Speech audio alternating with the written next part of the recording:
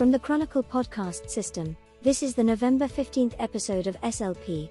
SLP stands for Sheer Listening Pleasure, featuring your host, Neil Shear. In each episode, Neil offers his opinions and comments, speaks with his guests about dermatology, and, sometimes, one or two other passions. Support for the SLP podcast is provided by Leo Pharma Canada. Neil's guest today is Dr. Rachel Asiniwasis. She is a dermatologist in Regina, Saskatchewan, and co-chair of the Indigenous Skin Spectrum Summit Conference on Ethnodermatology. If you have a question for Neil or his guest, or want to be in touch at any time, just send an email to slp@chronicle.org. And, if you attach a voice clip, we might even use your question on an upcoming episode. And now, here's your host, the derm boss himself, Neil Shear. Welcome to the podcast today. It's my great pleasure to be speaking with Rachel Asiniwasis, who's a dermatologist in Regina, Saskatchewan, Canada. And for those of you who are listening from outside of Canada, the province of Saskatchewan has just over about 1 million people and is very underserviced in terms of dermatology. Now, I will say Rachel's not the first dermatologist there, of course, and she won't be the last, but she is the one, that special one, who is changing the landscape, changing the world that her patients live in, driven by her passion and drive. And those words are thrown around a lot, but I really do mean it. What Rachel is doing is really changing the world, and that's why I'm speaking to her today. She's navigating the complex world, both physically and spiritually. So let's go back a little bit, Rachel, to medical school. Thank you for having me, by the way. Yes. Oh, you're welcome. It's a pleasure. And, in medical school, so you go to medicine. Why did you go into medical school? And then, of course, how did that segue into dermatology of all things? Yeah, so thank you, Dr. Shear. So I'm glad to have this platform, and thank you for having me here today. So I'm based in Regina. You know what got me interested in medicine? As a teenager, I always loved science. Ever since I was young, that was kind of my area of interest. Even just as a child, what kids can learn about biology and nature and things like that. I always was interested. So in high school, I actually did very, very well in sciences and maths. And I'm wondering, how can I put this into a practical career where I'll be able to work with people, and put everything together. And so I actually applied to medicine, and I had some friends that we were studying together in undergrad. I went here to the University of Regina for my undergrad, which is home for me. I did my biology there, and that was way back. I'm dating myself now, but that was way back. Started med school, and I finished that in 2009. And I discovered dermatology late in medical school. When I started, I wanted to maybe do internal medicine. I was even looking at family medicine. Those are kind of my areas of interest. But I discovered dermatology late, actually, through Dr. Peter Hull. He's a mentor of mine. And at the end of our second year of our systems, which we do all the cardiology and all that, he was our dermatology module leader. And when I had that at the very end of systems, our dermatology session, I'm like, this is just a combination of everything that I like. I called it putting together pieces of a puzzle. So you get to see adults and children of all ages. You get to see internal medicine related stuff, a lot of things like infectious disease, rheumatology, general internal medicine. You get little minor surgical procedures. You're not doing CPR at 3 a.m. And there's a need, right? So I'm like, this is really a cool specialty. So I actually approached Dr. Hull during that and asked if I could do an elective. He's like, yes, great. And I was based in Regina as a clerkship at that time. They're split the medical school into clerkship.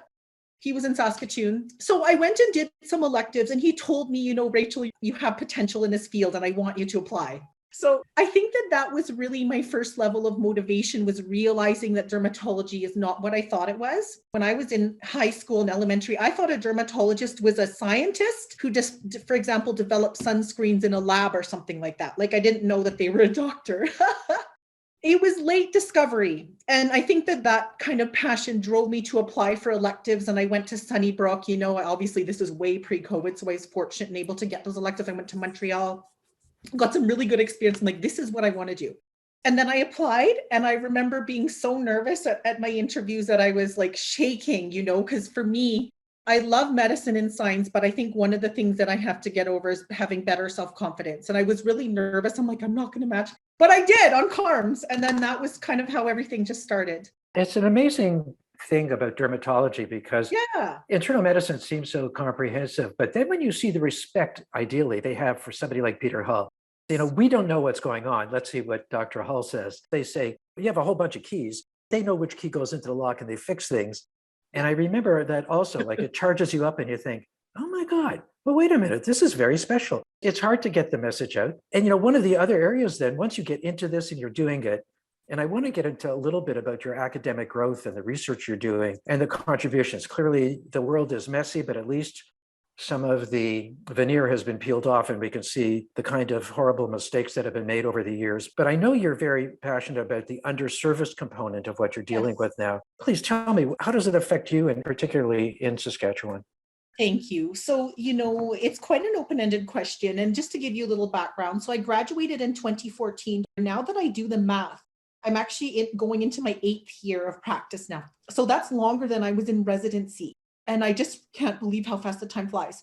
But just to make a quick timeline. So what happened is I graduated and I moved back to Regina. I drove back with Uno from Toronto to Regina. And I actually lived with my parents for a couple of years to help pay off some of the debt that I had. I was interested in doing a fellowship, actually, perhaps in hair medicine at that time, but financially that didn't work out for me.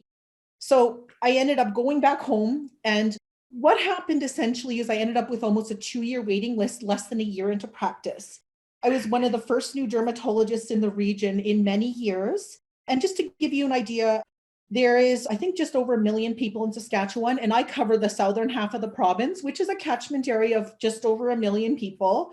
I believe the CPSA says that you need about 1 dermatologist to 60,000 people. So what happened to me, to make a long story short, is there was no I call them smooth oiled dermatology clinics here. So I joined a family medicine multidisciplinary clinic when I started. And I quickly realized that the amount of overhead that I needed for the skin cancer excisions and the procedures, we know that dermatology overhead is expensive. Like, I'm preaching to the choir here, and I'm going to tell you how that factored in. But basically, I ended up learning that I need a dermatology-based office. The overhead is high. Like, they were starting to say, Rachel, you're using too much cryotherapy. Our stitches are disappearing really fast. We have to increase your overhead. So that clinic actually ended up closing independently. And I looked around at other places in Regina in 2016, Dr. Shear, and you know what? There was no smooth oil machine, like I said. So I actually opened my own practice.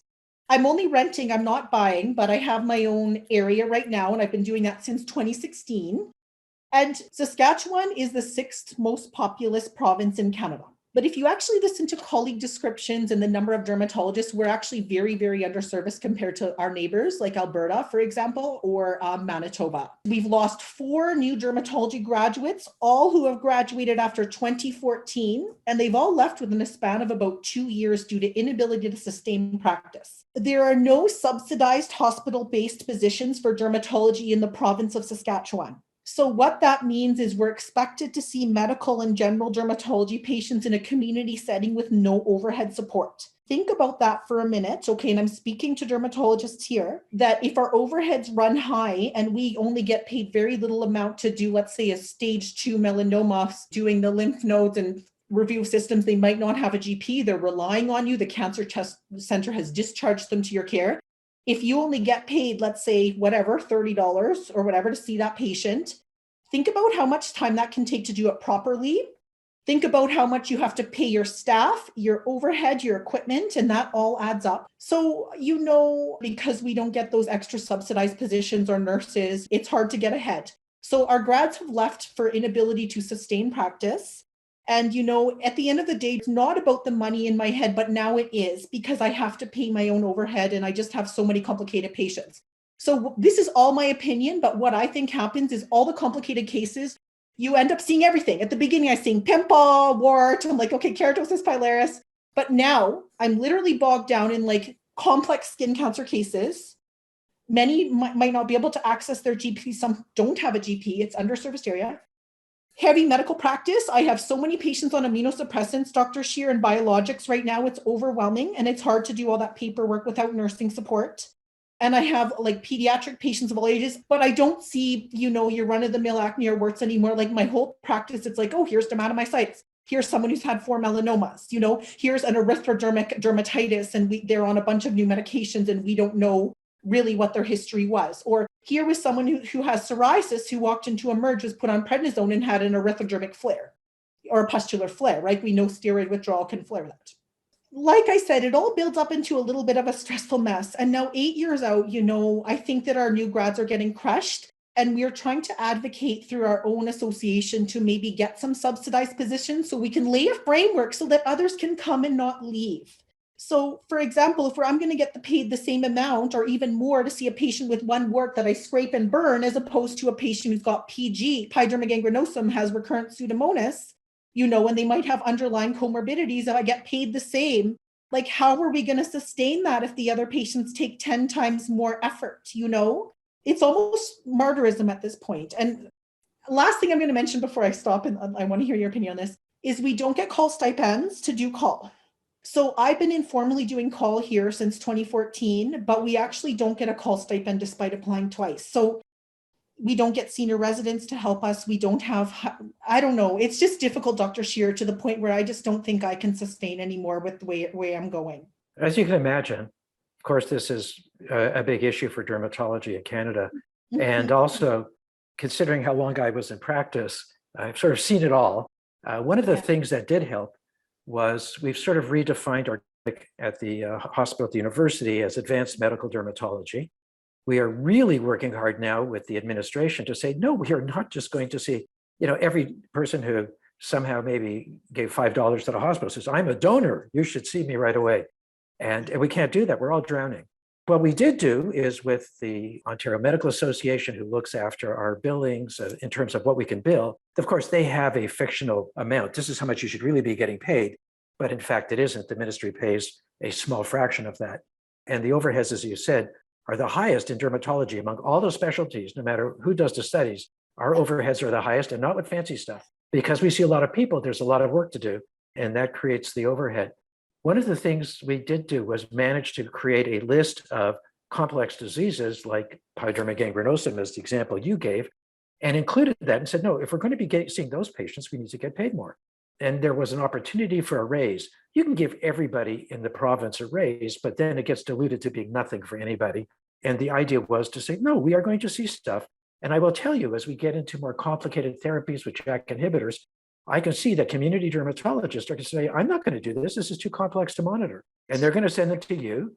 And I think between the government and the companies, et cetera, people need to support that. They need to support the electronic medical records, and they need to support people in that practice. And that would include people who, like you say, to have advanced nursing care and things like that. So I think you're totally on the right track, which leads me to all this expertise. And of course, it takes time to really learn, first of all, who the enemy is, what needs to be fixed, all these different bits and pieces. And you so nicely summarized that kind of battle that we have in our specialty and trying to do the right thing for really, really sick people, and people starting to understand it. So now you're taking all these different things, advanced degrees and stuff like that. So how does that fit in? Well, for me, and I'm just being honest here, Dr. Shear, like whatever. Like, I'm not married. I don't have kids. Actually, I lied. I have my little fur baby girl, Uno. But, I got to a point where a few years into practice, like, as you know, in dermatology, we aren't at the hospital doing late night shifts. And I was like, I want to do something different. I'm getting like a little bored watching Netflix with Uno. So I actually applied for my master's degree, and that was back in 2019. Thank you for being a reference for me as well, by the way. And I'm actually 3/4 of the way through it now. So I work on it on my evenings and weekends. And the nice thing about this master's degree is it's in clinical and translational research. And the reason I like it is you have to do research as a part of this degree and be able to kind of more critically assess the literature out there, which is a fundamental part of our practice, right? Like, if I'm saying, oh, okay, here are the list of treatments for granuloma annulare, which are all off-label FDA, just like a lot of things in derm are off-label. It's like, okay, well, what is the literature saying? And like, what is the strength of that literature? So I'm able to kind of look more objectively now at things like, biostatistics or study design and even ethics. Like, that's a huge part of what we're doing. But where this is rolling in, Dr. Shear, is perfect, because the reason I'm working on all these projects is not just a clinical need, but we need to get some research in underserviced areas to inform policy and decision makers that there are issues that need to be addressed. And the prime example I have here is the remote Indigenous communities. So just to give you a little background, we had our Indigenous Skin Summit, and I want to thank Chronicle for that back in March. It was very successful. I actually had a lot of outreach from doctors and med students alike after that. And there has been some progress since then. But right now, my focus is research. So what are we working on right now? I'll tell you. One is we're working on a systematic scoping review of skin disease in Indigenous peoples in North America. So that's not just Canada, that's North America. So I think that the States might be interested in this as well, because there's a lot of conversations around equity, diversity, and inclusion. But my opinion is you can't talk about equity, diversity, and inclusion in North America without talking about Indigenous peoples, right? Yep.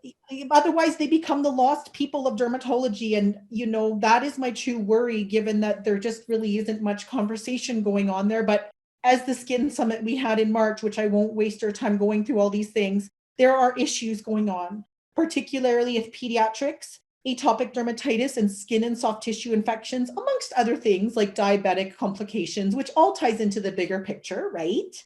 Poor blood sugar control, lack of primary care, cost and transport issues, crowded housing for communicable disease. So in my clinical experience, I have many, many patients. I can't even tell you how much. That's one project we're working on. The second actually is we're working on, it's almost kind of like a community participatory based action research project with Indigenous researchers. So I've liaised with Jolie Sasakamoose, who's a PhD, I think, in educational psychology and counseling, but she has a special interest in Indigenous research methodologies. And so we have a small team, and what we're doing now is we've got ethics approval and we've got some leadership approval from the communities. And what we're doing is we are holding kind of like a sharing circle about their experiences with skin disease so they can tell us, as opposed to us kind of more looking at it objectively without involving them. So we're trying to get some conversations going. It's mostly qualitative data at this point. We always talk about hardcore quantitative data and research, but you know what, with this area, because there's not much known, we have to start with fundamentals. So that's things like our national survey as well that I'm circulating on skin disease. But we do have things going on. I just hope that I can sustain that. I think it's fabulous. I mean, one is to define the complex cases, the diabetics with eczema, et cetera. And when you go to the government, well, you don't have to give it to everybody. Not everybody's going to be doing that. Mm-hmm. And the kind of support that you're talking about, it's interesting to me, having been involved in clinical trials and now data safety and all that. It was nice to see that the Nobel Prize for Economics that came out is for people who did analyze qualitative research and say there's gold in there. Everything doesn't have to be the perfect clinical trial, which in fact, those perfect clinical trials are for approval purposes. They have nothing to do with real life practice, nothing. And once you get into the real world, you realize that when patients start coming in who would not have been in the clinical trial, et cetera, and they're glossed, they're definitely glossed. Right. And by that, I mean, they're sort of buffed and polished before they're published. And you sort of think, gee, I was on that trial. I don't remember seeing it that way, et cetera. There's a lot of issues there. So I'm really glad you're looking into that. I think that qualitative research, especially with that Nobel Prize, is going to be very important as we move forward. People are going to be looking for what really is the truth, if you will. Talk about truth and reconciliation. I mean, we need truth in dermatology, and we need truth in clinical trials and clinical guidance and all that, whether it's vaccines or whatever. It'd be nice to see the truth there. Well, I was going to ask you, I have two questions I'm going to ask you, and you don't have to answer them because you already did. One was, what keeps you going? And I can see what keeps you going. And what are the needs and priorities? And I think you answered that as well. Clearly, there's a lot there. And I hope the medical students are getting exposure to you and your passion and the work you're doing so that you can be, if you will, the Peter Hall for them to get them turned on to dermatology. But then you need to keep them. And I think you're on the cusp of something really big and impactful for your province and for your patients. Do you see Indigenous patients outside of Saskatchewan? Are you licensed in Northwest Territories or anywhere else? Thank you, Dr. Shear. So that's an interesting question. And that's something that came up during one of our sessions. Someone asked if these patients that are NIHB basically are considered federally covered, could someone see them from out of province license if it's a federal thing? And the answer is I don't know. But I only see Saskatchewan-based patients at present, but I'm actually hoping maybe on one day having like an Indigenous skin network. The Western Canada has more relative proportions of Indigenous peoples compared to the per capita out east. Like, for example, in walking around in Toronto, I think I met very, very few Indigenous people. But here I see them all over the place all the time, so I think there's more of a population here. But in reality, right now, I do have a specialized practice in Indigenous care, but 3/4 of my patients are non-Indigenous, where I'm based in Regina. So it seems like I see a lot of them, but actually it's a subsection of my practice. I think that with regards to needs and priorities, I think it's difficult for me to determine that at this time, because there's a lot of information that I think hasn't really gone into that territories from other committees. Our thought leaders were kind of opening up this topic. There is no literature. I'd never heard about these in conferences before. But what I can tell you, Dr. Shear, is that I think that it is a reflection of social determinants of health in the bigger picture for sure. And that I think that the first step is awareness and documentation before we can move into more proactive things. And the reason I know this is I have met with, for example, medical leaders here saying we need to do something about the skin crisis, especially in pediatric patients. It's become almost a normalized life to see a pediatric patient. And I'm speaking from several hundred, if not more, referrals. A normal life to see a pediatric patient living with, for example, moderate to severe atopic dermatitis and or chronic infections like, lice, scabies, impetigo. I had a pediatrician who goes to reserve literally come to my clinic about 2 weeks ago. He walked right in and he said, Rachel, we have to do something about this. So he's joining our research project now. But like I said, that's kind of my first area to start.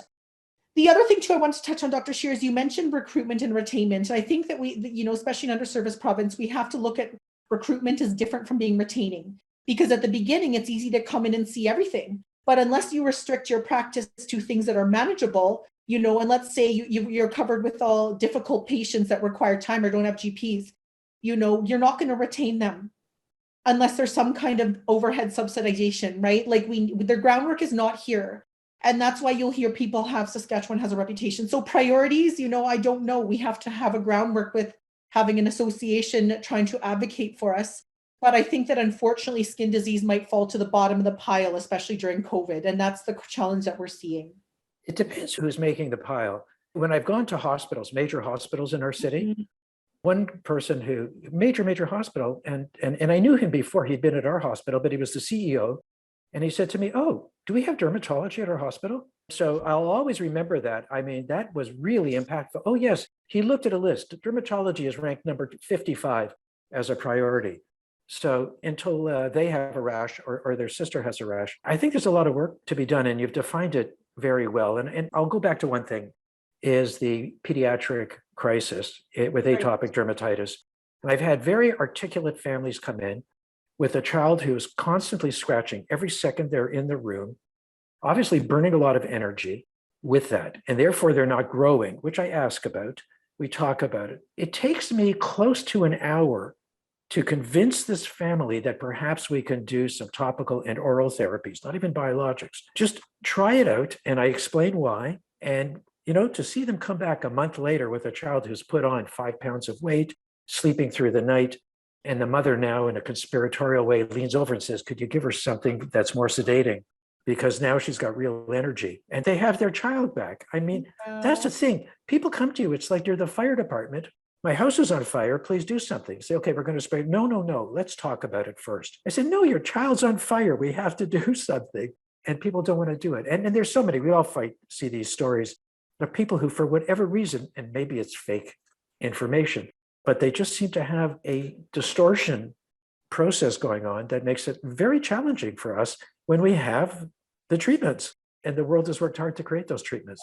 Thank you, Dr. Shear. And I just wanted to expand on that a little bit. Like, I think that a lot of this thing with dermatology kind of being just lower prioritization compared to other specialties, I think that there's a fundamental misunderstanding of what medical dermatology is by other doctors. And I think that goes back to our medical school curriculum. Like, for example, they only get a couple of weeks of derm training, whereas in other systems, such as cardiology, diabetes, hypertension, MSK, they get those themes vertically and horizontally through medical school curriculums, but derm is short and sweet.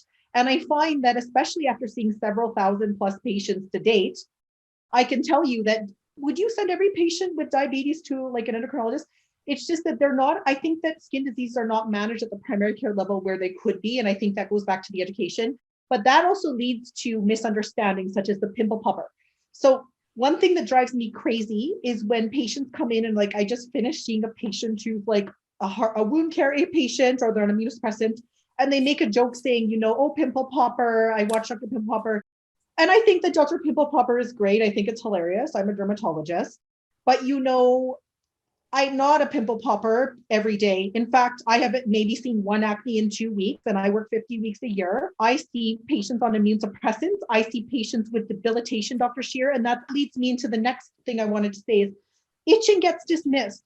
Skin pain gets dismissed, but we know it's well documented, for example, with atopic dermatitis, it's well documented internationally that especially when moderate to severe, this disease is characterized by chronic itch, which can affect people just like chronic pain, right? Especially children. And they often dismiss their problems because they're in an underserviced area. They're dismissed by their GP. They're dismissed by their gym class. It's just a skin problem. It's just dry skin, but it's not. But it drives me crazy when people don't really fully understand the scope and impact of skin conditions and just kind of like minimize I think that might be a part of us getting knocked down in terms of importance. But a lot of little things, especially chronic disease, builds up to be a huge thing. And I can tell you with confidence, there's a huge skin burden on the system, in my experience in Saskatchewan. It's nice. We have a good community across the country, and I hope that we can work together in ways to see that we can get messages across. But it seems to be an endless battle, and it seems to be true everywhere. And I say that as a medical dermatologist, and I understand the need for the other types of dermatology, but medical dermatology is a challenge. Thank you so much, first of all, for all that you're doing and are continuing to do. And I can just see, you're not looking in the rearview mirror. You're really looking out forward about what you can do for your patients. And that includes many steps, your personal growth, recruiting people. Stuff is happening and you know what needs to be done. And it takes time to learn that because there's so much that needs to be done that how do you focus? But you've done that. And I think it's nice to see that even a disease like atopic dermatitis and then the therapies relevant to that, much like was seen in hidradenitis suppurativa. This kind of stuff brought us together as a team. And I remember one of our trainees, it wasn't you, asked me years ago, I'm very confused about our relationship with industry because they keep being told how evil industry is and they're trying to trick you into stuff. And I don't want to get into that in sales or whatever, but I do want to get into what I said to him. And I said, listen, we are here to make our patients healthy. We care about that. The companies who make these drugs care about it. Do cardiologists care about our patients? Do administrators in hospitals care about our patients? They do not. So who's on our team? Our team is us, the company, and the patient. And that's our team. It's very easy. And they're not evil. And fortunately, over the years, we've seen so many good experiences with rare disease that we are now able to treat. And it's a very exciting time for people with these horrible diseases. So it's nice to see that it's sort of leveling up and we're actually going somewhere. So I think you're at a great time. Listen, for the kind of stuff that you're improving in your own personal knowledge and abilities, you're going to be plowing in very different fields. And it's going to be very interesting to see what the crop is. The way that I try to view it, and like this might sound really naive, but I think that we have to look at it on a humanistic level. We're all working together as people, no matter if you're a part of a company or you're part of a remote Indigenous community, And I think if we're working to make health disparities better, I think that that's important at the end of the day. So thank you so much. And thank you for sharing your humanist approach to caring for such important needs in the Indigenous population, in your local group, everywhere. I think it's going to be impactful, probably across the country, frankly. I think you're going to pull off something big here. I'm very excited for you. We're getting our own models already, actually, and I've had multiple invitations to present. So I'm very busy, but it's a good thing. So that's a good thing for sure. Thank you. Thank you for having me today. And like I said, I just wanted to get some information out there because really in Saskatchewan, I'll just conclude, we're very underserviced. It often feels very isolating not having like those academic people or a residency program around you. And to be able to even just vent or talk about my challenges, I think is important to have that platform through colleagues. So thank you. You're very welcome. If you'd like to learn more about the subjects discussed today, visit www.skinspectrum.ca/ISSS2021.